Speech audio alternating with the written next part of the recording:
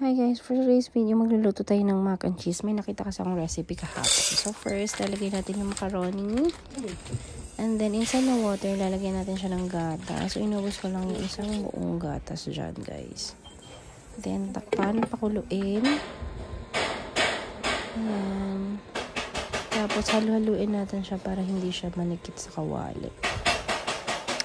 Ayan, halo-halo lang, guys. Wala kayong gagawin kundi mahalo-halo hanggang sa medyo mabawas-bawasan yung water. Tapos lagay nyo na yung cheese. Ang ginamit ko dyan is yung quick melt. Isang buong quick melt ang ginamit ko dyan. Yan. Tapos hahaluin ulit.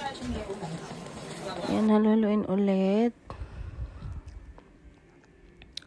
Hanggang sa maging parang sticky na siya. O medyo onti na lang yung sabaw. Yan. Halo-halo lang. Halo-halo. Tapos nilagyan ko na rin ng cheese powder. Ayan, para pang kulay. Pero optional lang naman yan. Pero ako kasi gusto ko may kulay-kulay. Tapos pampatagdag lasa na rin. Ayan. Ayan, halo-halo lang guys. Hanggang sa medyo matuyo na talaga siya. Ayan, wait nyo lang. Ayan, medyo matuyo na yan. Paluto na yan siya. Ayan, ready to eat na. Pinagdagan ko pala ng cheese powder yan. Para kulay na kulay. Ayan. Pero adjust nyo yung lasa ha.